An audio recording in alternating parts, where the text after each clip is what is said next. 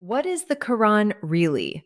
Not the book that critics quote out of context, not the book that apologists sanitize, the actual text, what it is, where it came from, how it was preserved, and what it actually contains.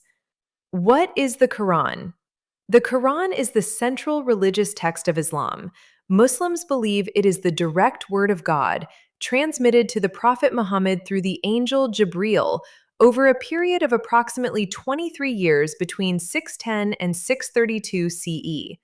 Unlike the Bible, which Muslims understand as a collection of texts written by human beings inspired by God, the Quran is understood in Islam as the verbatim speech of God Himself, not inspired by God, not an interpretation of divine will. The direct speech of the Creator transmitted word for word to the Prophet through the angel of revelation. The word Quran comes from the Arabic root meaning to recite or to read aloud. This is significant. The Quran was first and foremost an oral text. It was received orally, transmitted orally, memorized in its entirety, and recited in every prayer. The written text was compiled later, but the living tradition of oral transmission has continued completely unbroken from the first generation of Muslims to the nearly 2 billion Muslims alive today. There are millions of people on earth who have memorized every single word of the Quran from cover to cover. They are called Hafiz, those who preserve. This tradition of memorization is unlike anything else in the history of any religious text. The structure of the Quran. The Quran consists of 114 chapters, called surahs in Arabic. They range dramatically in length. The second surah, Al-Baqarah, is 286 verses long and takes hours to recite. The 108th surah, Al-Kawthar, is only 3 verses long and can be recited in seconds. The chapters are arranged roughly from longest to shortest, not chronologically. This arrangement itself has been the subject of scholarly study and debate for centuries. Each chapter, except one, begins with the same phrase, Bismillah ir-Rahman ir-Rahim. In the name of God, the most compassionate, the most merciful. This phrase opens 113 of the 114 chapters. It sets the tone for the entire text before a single instruction or narrative begins. Before law, before history, before theology, compassion, mercy. These are the first attributes of God that the Quran announces to every reader on every page. When was it revealed? The revelation came in two distinct periods. The Meccan period, the first 13 years, produced chapters that are generally shorter, more poetic, and focused on theological foundations. The nature of God, the Day of Judgment, the stories of previous prophets. The Medinan period, the 10 years in Medina, produced chapters that are longer, more detailed, and focused on practical community matters. Law, family, governance. Understanding which period a chapter comes from is essential to understanding its meaning and context. Continuing our exploration of what the Quran really is, what it actually contains. What does the Quran contain?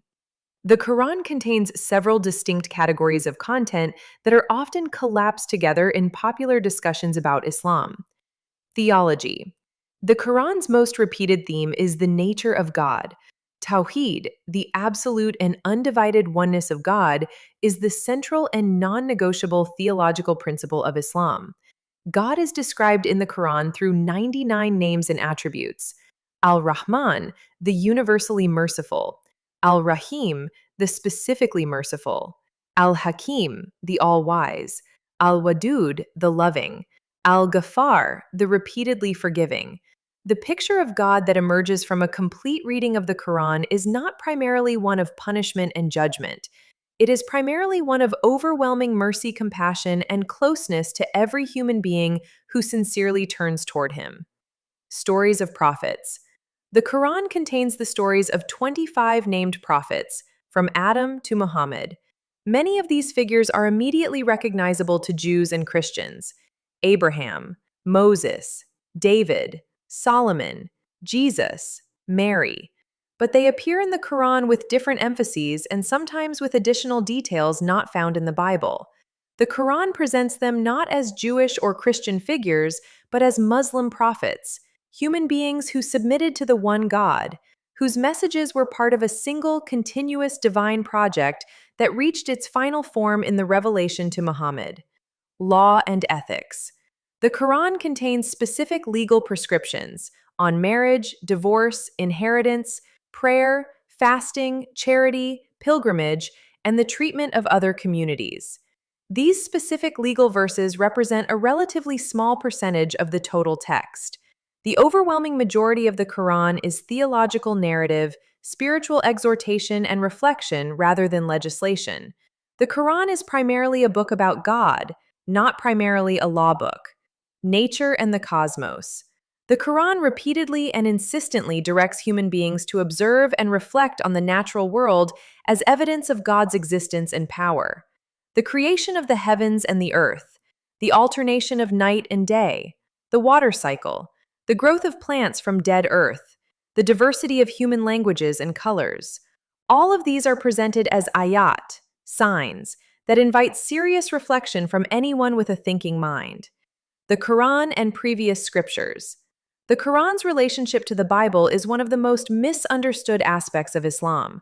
The Quran does not reject the Torah or the Gospel. It explicitly affirms both as divine revelations. It states that it confirms what came before it.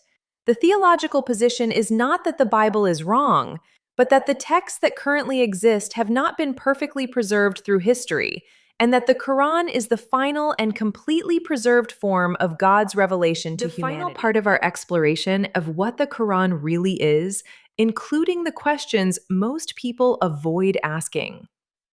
How was the Quran preserved? This is one of the most important and fascinating questions about the Quran, and the answer is more rigorous than most people expect. During the Prophet's lifetime, the Quran was preserved in two ways simultaneously. It was memorized by thousands of companions who recited it daily in every prayer, and it was written down by designated scribes on whatever writing materials were available: animal skins, palm leaves, flat stones. Both oral and written transmission proceeded simultaneously from the very beginning. After the Prophet's death, and especially after many companions who had memorized the Quran were killed in the Battle of Yamama in 632 CE, the first Caliph Abu Bakr commissioned the first official written compilation. Zayd ibn Thabit, one of the Prophet's most trusted scribes, led this effort, gathering every written fragment from across the Muslim community and cross-referencing everything with the oral tradition of multiple living memorizers. The third Caliph Uthman commissioned a standardized written edition approximately 20 years after the Prophet's death. Copies of this official edition were sent to all major Muslim cities. The result was a text that has remained essentially unchanged for nearly 1,400 years. Manuscripts from the 7th century CE, discovered at Sana'a in Yemen and Birmingham in the UK, match the Quran being recited today by nearly 2 billion Muslims worldwide. The textual consistency is remarkable by any historical standard and is considered by scholars of ancient texts to be extraordinary. The difficult verses. Any honest discussion of the Quran must acknowledge that it contains verses that are genuinely challenging, verses about warfare, the treatment of non-Muslims, gender roles, and punishment. These verses exist and cannot be pretended away. The scholarly tradition of Quranic interpretation, tafsir, is vast and sophisticated, spanning 1,400 years of serious debate about context of revelation, abrogation, and the distinction between universal principles and historically specific commands. What is dishonest is extracting these verses from their full context and presenting them as the complete picture of what the Quran teaches. What is equally dishonest is pretending they don't exist.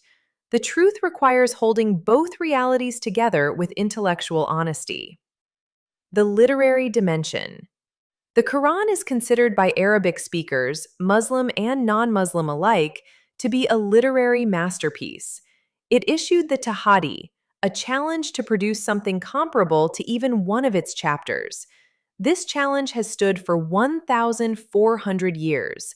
Like, if this changed how you see this book, Share with someone who has never truly understood what the Quran is. Subscribe, Truth Every Day. I'm Noor. This is Islam with Noor. Thank you for listening.